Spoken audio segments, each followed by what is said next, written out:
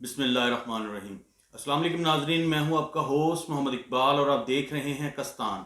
नाजरीन कराम, आज का जो मौजू है वो शुरू करने से पहले हम चाहेंगे, हमारे पास एक फुटेज है वो हम आपके साथ शेयर करना चाहते हैं। काइंडली आप भी इसको देखें, उसके बाद हम इसके ऊपर बात करेंगे। राम सिर्फ आपका है? राम तो विश्व का राम है, याद रखिए। और आपने उस रियासत को जो ताज थी हिंदुस्तान का, उसके टुकड़े किए हैं।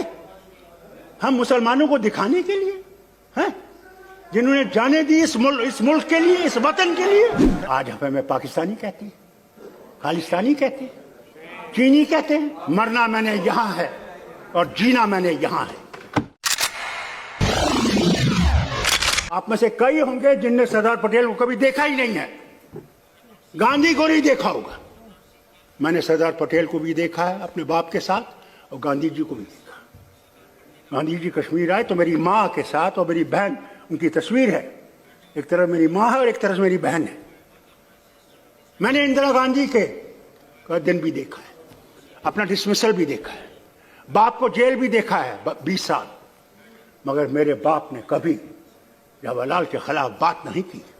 और जब जवाहरलाल से मिलने गए 20 साल जेल के बाद, दोनों की आंखों में आंसू थे, रोक नहीं सके। तो एक चीज है ना, पॉलिटिकली वी मे डिफर, मगर इंसानियत तो है एक दूसरे में। क्या है, मैं मुसलमान हूं तो क्या हिंदुस्तानी मुसलमान नहीं हूं? और आप अगर हिंदू हैं तो क्या है, क्या वो पैदा करने वाला नहीं है? भगवान जो है और अल्लाह जो है वो सब एक है, कोई फर्क नहीं है। और जब आप फर्क करने लगेंगे तो आप देश को तोड़ देंगे।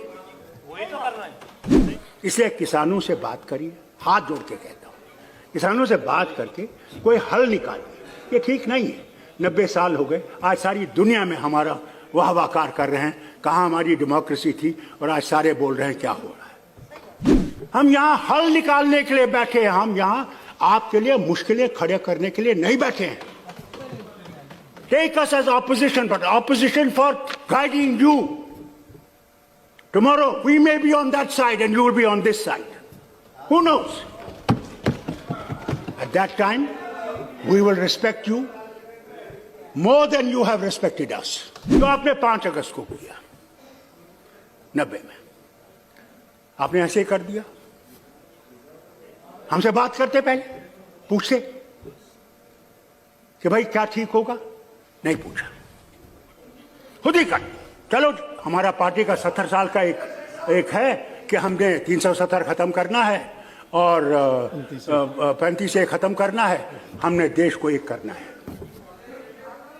हम कब देश में नहीं थे, हमने वो झंडा खड़ा कर रखा जबकि आए 1500 मेरे मिनिस्टर मारे गए, मेरे लीडर मारे गए, मेरे वर्कर मारे गए, क्योंकि वो तिरंगा को थामे हुए थे। आज हमें पाकिस्तानी कहते हैं, खालिस्तानी कहते हैं, चीनी कहते हैं। मुझे अफसोस है, मैं आपसे कहना चाहता हूं, याद रखिएगा, मरना मैंने यहां है और जीना मैंने यहां है, और खड़ा होकर जीना है। मैं झुकूंगा नहीं, मैं झुकने वाला नहीं। मेरा एक खुदा है, उसी के सामने मैं जवाब देना है। इसलिए जो आपने किया है उसकी तरफ देखिए, उसको समझिए और कश्मीर के लोगों को दिल से लगाइए।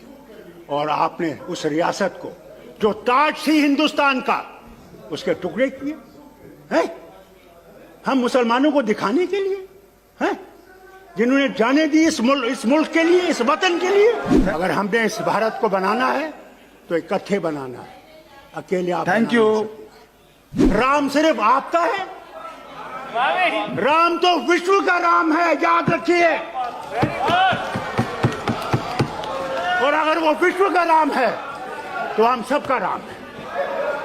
मगर आप लोग राम को बैठे हुए, बस जिस तरह हम मुसलमानों ने कुरान को यहां लगा रखा है और कहते हैं ये कुरान सिर्फ हमारा है। कुरान हमारा नहीं है, कुरान सबके। Please conclude. उस मुल्क के जो आपने, उस रियासत के जो टुकड़े किए हैं, उन टुकड़ों को छोड़ने की बात करें।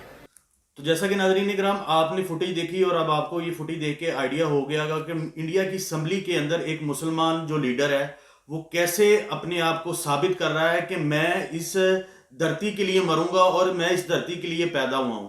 तो आज मेरे ख्याल से इनकी डिटाई है कि अभी भी उसी बात के ऊपर कायम है और इन्होंने उस वक्त मुसलमानों का साथ नहीं दिया और इन्होंने मुसलमानों से ज़्यादा हिंदुओं के साथ ज़्यादा रहना पसंद किया। और अब आप देखें वो कुरान की बातें कर रहा है और लोगों को जस्टिफिकेशन दे रहा है, भाई हम आपके साथ लॉयल हैं और हम आपके मुल्क के लिए कोई ख़तरा नहीं है। और वो एक निचले दर्जे के शहरी के तौर पर उनको उन्होंने रखा हुआ है, हिंदुओं ने मुसलमानों को निचले दर्जे के तौर पर रखा हुआ है। और वो उनके जो वो बता रहा है जी राम है, जी राम सिर्फ आपके हैं, राम तो पूरी दुनिया के हैं। और ये देखें आप, पाकिस्तान जो मुल्क है अल्लाह पाक ने हमें गिफ्ट दिया है, इसके अंदर रह कर भी कुछ नाशुक्रे लोग देखें कैसे पाकिस्तान के खिलाफ बकवास करते हैं और हमेशा जो है वो पाकिस्तान को बुरा भला कहते हैं। तो हमारा उनसे यही मुतालबा है कि अगर आपको पाकिस्तान के अंदर कोई आज़ादी वाली चीज़ कोई अगर नज़र नहीं आ रही तो काइंडली आप इंडिया की जो फुटेज हैं आप वो देख लें और उनके वहाँ पर जो लोग अभी तक बसे हुए आप उनके हालात देख लें कि वो किस तरह वहाँ पर सर्वाइव कर रहे हैं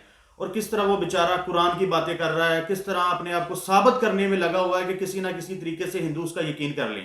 और लेकिन ये ता क़यामत रहेगा, कभी भी हिंदू उनका यकीन नहीं करेंगे और वो उनको निचले दर्जे के शहरी की हैसियत से उनके वहाँ पर रखेंगे और कभी उनको उनके राइट्स नहीं मिलेंगे, चाहे जो मर्जी हो जाए।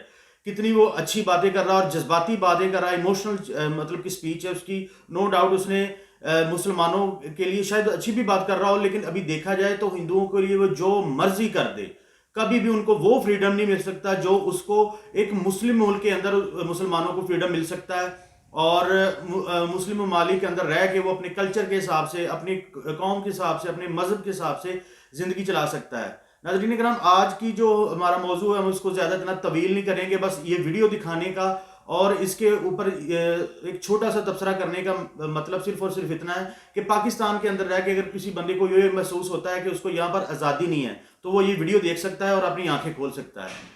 तो नाज़रीन किराम, इसी तरह की मज़ीद इंफॉर्मेटिव स्टोरीज़ के लिए देखते रहिए कस्तान। अल्लाह निगहबान।